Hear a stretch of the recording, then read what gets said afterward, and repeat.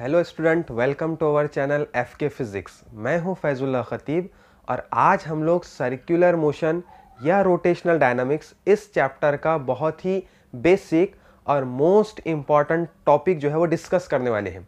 Topic का नाम इस तरह से है centripetal force and centrifugal force. ये बहुत ही कॉमन क्वेश्चन है, लेकिन कॉन्सेप्ट क्लियर होना चाहिए। दोनों स्टूडेंट अक्सर करके दोनों फोर्सेस के बीच में बहुत ज़्यादा डिस्टर्ब रहते हैं, कंफ्यूज रहते हैं। तो आज हम लोग इस टॉपिक को क्लियर करेंगे। ओके, आपको समझना यह है कि ये फोर्सेस सबसे पहले कब एक्ट करती है। ठीक है, तो जब भी कोई ऑब्जेक्ट सर्कुलर मोशन परफॉर्म करेगा तो उस टाइम पर उस ऑब्जेक्ट के ऊपर एट ए टाइम दो फोर्स एक्ट करती है।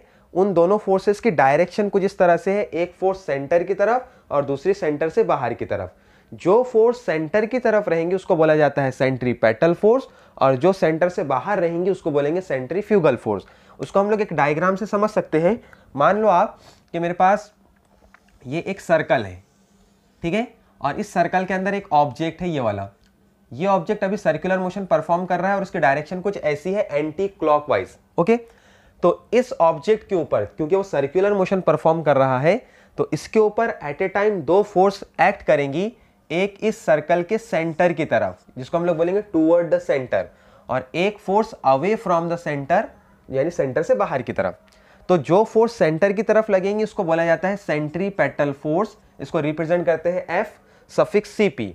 और एक फोर्स जो सेंटर से बाहर लगेंगी इसको बोलेंगे सेंट्रीफ्यूगल फोर्स, यानी एफ सफिक्स सी एफ। ठीक है, इसको डिफाइन अगर करना है तो हम इस तरह से डिफाइन करते हैं कि when object perform circular motion then two forces act on it.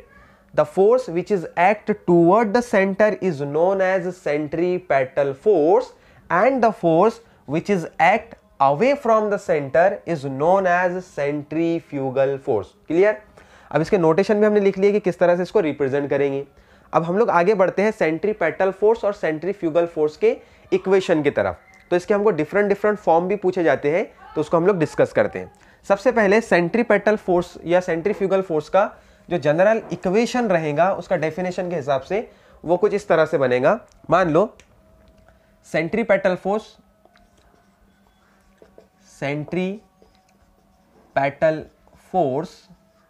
Is equal to mass into centripetal acceleration. Centripetal acceleration, अब सेंट्रीपेटल एक्सेलरेशन क्या है? जिस तरह सेंट्रीपेटल फोर्स है कि जो force during the circular motion centre की तरफ एक्ट करता है उसको बोला जाता है सेंट्रीपेटल फोर्स।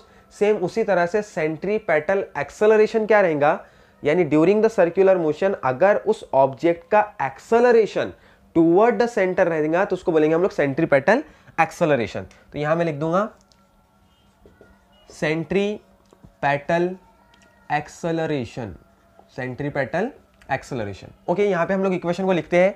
सेंट्रीपेटल फोर्स का इक्वेशन क्या था? एफ सफिक्स सी पी, यानी उसका नोटेशन सेंट्रीपेटल फोर्स का is equal to mass and centripetal acceleration की वैल्यू क्या रहती है?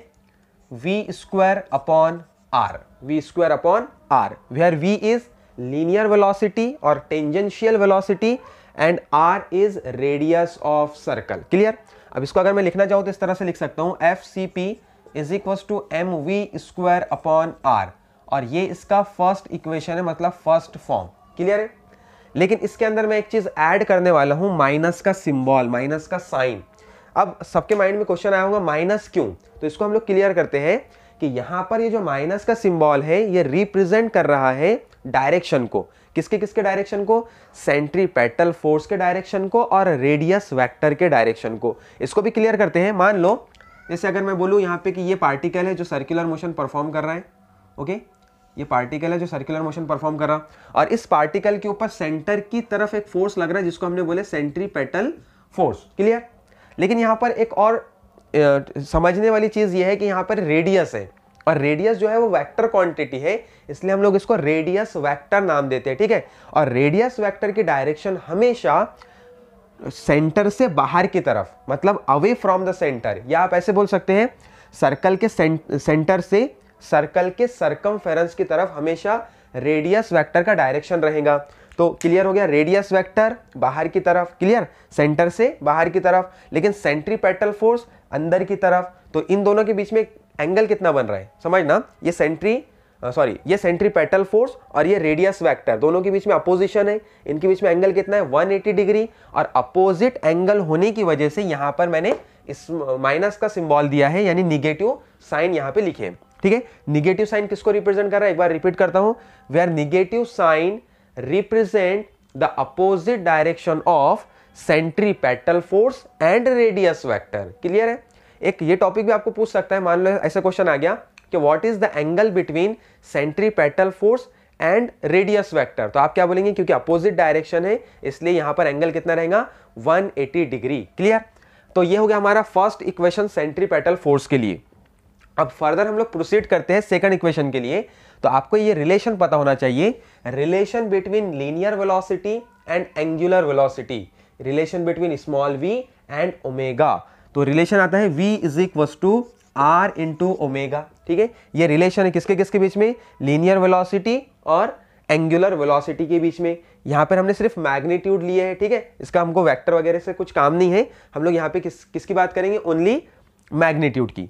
तो आपको करना यह है कि जो v है, यानी v का जो वैल्यू आया हमारे पास r इंटू ओमेगा, इसको उठाकर इक्वेशन नंबर 1 में जहां पर v है उसके जगह पे प्लेस करना है। तो ये put this value in equation number 1, तो हमको इक्वेशन मिलेगा centripetal force is equal to minus m as it is, और v के जगह पे ये पूरी वैल्यू r इंटू ओमेगा का स्क्वायर अपॉन r। क्लियर, अब हम लोग इस ब्रैकेट को सॉल्व कर लेंगे, तो इक्वेशन कुछ ऐसे आ जाएगा, centripetal force is equal to minus m r square omega square upon r। Clear, हम लोग यहाँ पर r से r को कैंसिल कर देंगे, एक एक r कैंसिल हो गया, तो हमारे पास क्या बचा, centripetal force is equal to minus m r omega square, और यही हमारा सेकंड इक्वेशन है सेंट्रीपेटल फोर्स के लिए, यानी ये सेकंड फॉर्म हो गया। क्लियर है, फर्स्ट फॉर्म क्या था, minus m we square upon are, और यहाँ पे क्या रहेगा एम आर ओमेगा स्क्वायर, लेकिन माइनस के सिंबल के साथ।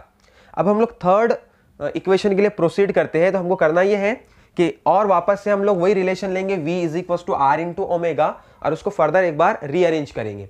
तो यहाँ पे इक्वेशन देखो आप, क्या था, v is equal to r into omega.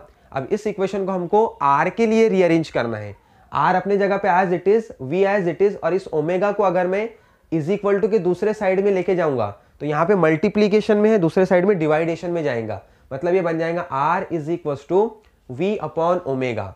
अब ये वैल्यू आपको इक्वेशन नंबर 2 में जहां पर r है उसके जगह प्लेस करना है। तो इक्वेशन कुछ ऐसे बन जाएगा, मैं यहाँ पे लिख दूंगा 2 इंप्लाइज, और ये बनेगा centripetal force is equal to minus m, और r के जगह पे r का value v upon omega into omega square. Clear, अब हम लोग ओमेगा से ओमेगा को कैंसिल कर देंगे, तो हमारे पास इक्वेशन क्या बचा, centripetal force is equal to minus m we omega square, और ये हमारा थर्ड फॉर्म है सेंट्रीपेटल फोर्स का।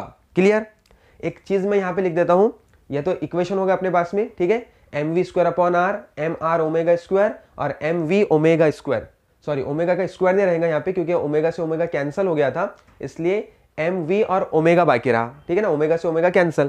तो 3 इक्वेशन हमको यहाँ पे मिल गए। लेकिन अब हमको, मैंने जो एक लाइन आपको बीच में बोला था कि angle between centripetal force and radius vector is 180 degree, उसको हम लोग यहाँ पे मेंशन करते हैं, angle between centripetal force and radius vector is 180 degree. इसको ये बहुत इंपॉर्टेंट है स्टेट बोर्ड के हिसाब से भी और नीट के हिसाब से भी, इसलिए आपको ये चीज को नोटिस करना है, ठीक है। तो आप इसका स्क्रीनशॉट ले लीजिए। ये सारा का सारा जो डेरिवेशन हमने यहाँ पे देखे है किसके लिए, सेंट्रीपेटल फोर्स के लिए। सिमिलरली हम लोग इसको सेंट्रीफ्यूगल फोर्स के लिए भी कन्वर्ट कर सकते हैं।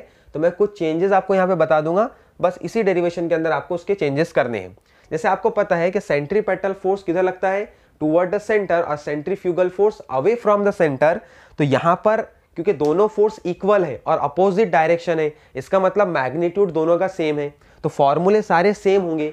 सिर्फ चेंजेस ये आएगा कि सेंट्रीपेटल फोर्स और रेडियस वेक्टर एक दूसरे को अपोज कर रहे थे, लेकिन इस बार रेडियस वेक्टर और सेंट्रीफ्यूगल फोर्स, क्योंकि सेंट्रीपेटल अंदर रहता है और centrifugal away from the centre, जिस तरह रेडियस वेक्टर है, तो रेडियस वेक्टर और सेंट्रीफ्यूगल फोर्स दोनों का डायरेक्शन किधर रहेगा, बाहर की तरफ, इसलिए इनके बीच में अपोजिशन का साइन मतलब निगेटिव साइन नहीं रहेगा। तो मैं इसी डेरिवेशन को थोड़ा सा चेंज करता हूं, यहां पे सेंट्रीपेटल की जगह क्या आ जाएगा, centrifugal force, centrifugal force. Clear है? और सारा फॉर्मूला आप एज इट इज लिख देंगे। जैसे यहाँ पे इक्वेशन के अंदर क्या आएगा, फिर ये माइनस का सिंबल हटके प्लस, यहाँ पे माइनस हटके प्लस, माइनस हटके प्लस, सारे इक्वेशन एज इट इज, बस आपको यहाँ पे माइनस के साइन को हटाना है।